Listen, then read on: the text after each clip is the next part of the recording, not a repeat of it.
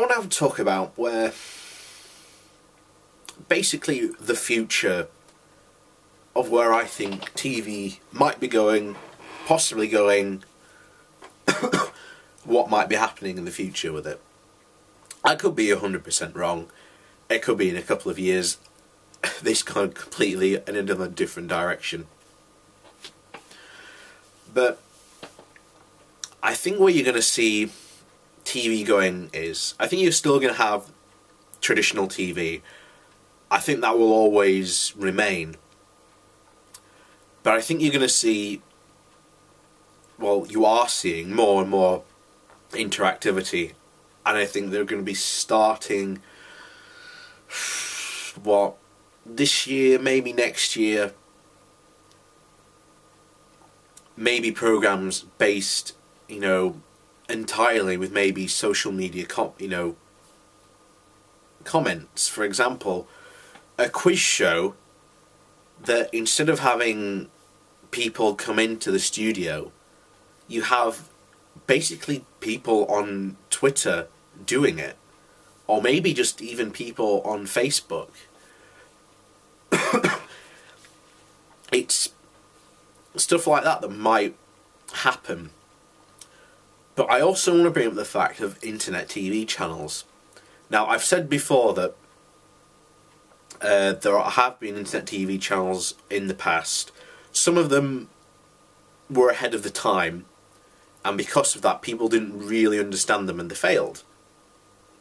Again, you've got the People's Voice, who, ironically, were in the prime position to actually make it work, but because of the way they ran it, they fell on their ass. They ran it like a TV, like a traditional TV news-based program, and they shouldn't have done at all. And they failed, and they deserved everything they got because they were getting advice. And again, I know there were people in the industry approaching them saying, hey, you need to do it like this, this and this. But because, again, David Icke was in charge of setting it up. So remember, he takes 100% blame of the failure of the People's Voice and its continued failure because, again, he's completely missed the point of the internet and how it reacts to media. For example, traditional style adverts do not work in the new media.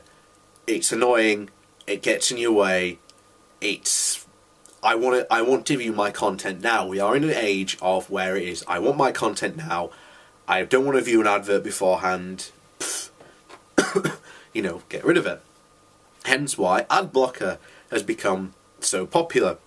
Now, not originally, because if you remember, ad blocker originally started off to block pop-up ads and other, flashing web banners that got really annoying or made sounds, things like that. That's how it started. And then they started putting it in front of videos. This annoyed people because you click on a video, you want to watch it, you've got to watch this advert, or you've got to watch two adverts. There's the front advert that's in front of it, and then there's another advert behind it. So you might say you don't want to watch the first one, but you've got to watch the second one for at least a couple of seconds before you can then click off that.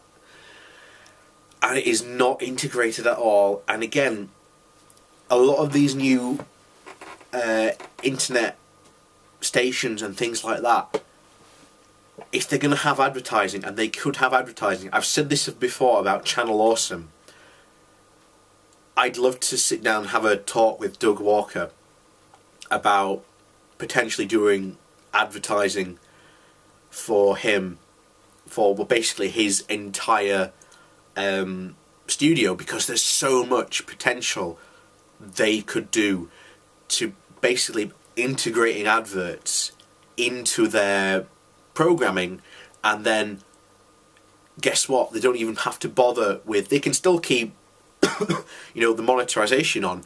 But then there's another layer where it happens in the middle or at the beginning or end of wherever, you know, they decide to put it. But there's such potential there. And then they can just go straight to some of these companies, because there's a lot of companies that are solely web-based, that are popular only on the web. And these companies would kill for stuff like that, because they can't afford to advertise on traditional TV, radio, because it's not effective for them. But if they advertise with someone like you, then, well, it suddenly turns out to be quite effective for them.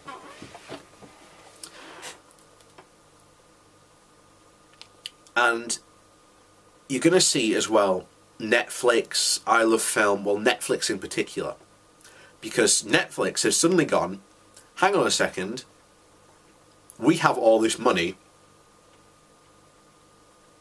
what are we going to do with it? Oh, I know, how about we make our own programming?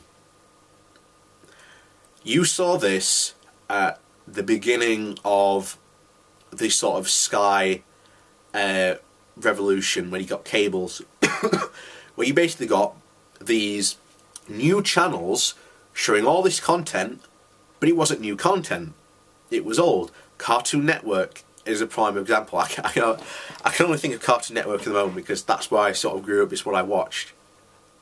And what did Cartoon Network show? They showed all the old Hanna-Barbera stuff, a lot of old cartoons, and lo and behold, what happens? They get popular. They have all this advertising revenue come in. What happens? Oh, we have all this money. How about we make our own shows? And then you got Dexter's Lab, Johnny Bravo, Courage the Cowardly Dog, Cow and Chicken.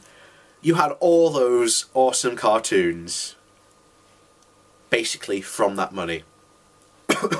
And this is what Netflix are doing.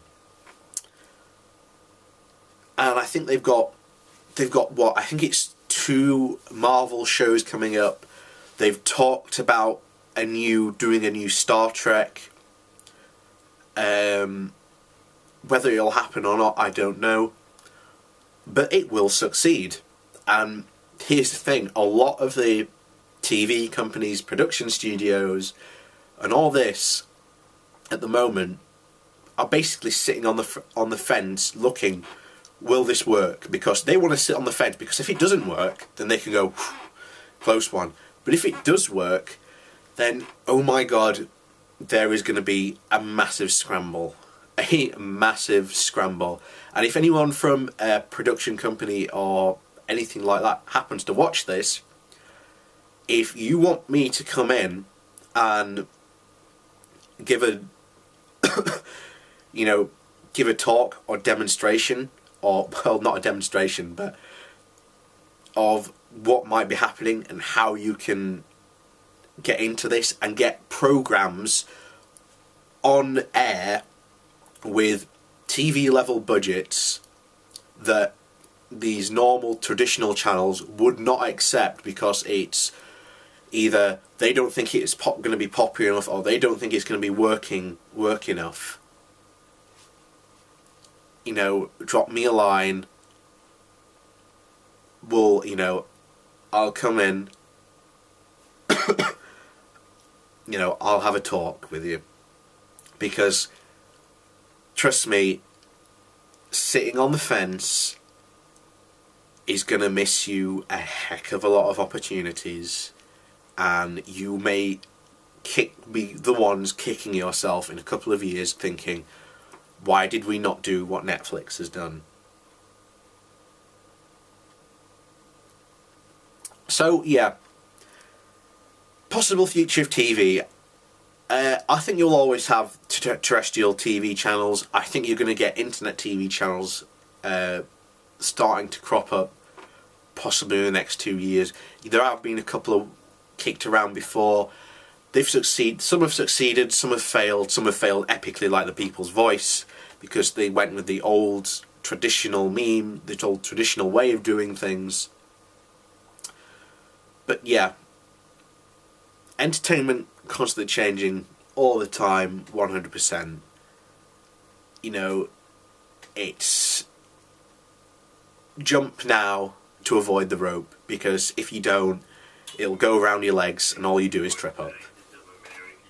And quite frankly, you don't want to be the company that trips up and or jumps just that little bit too late but still gets caught by it, so you end up stumbling. You know, you've got to jump now to avoid the rope before it comes for you, and it is coming very fast.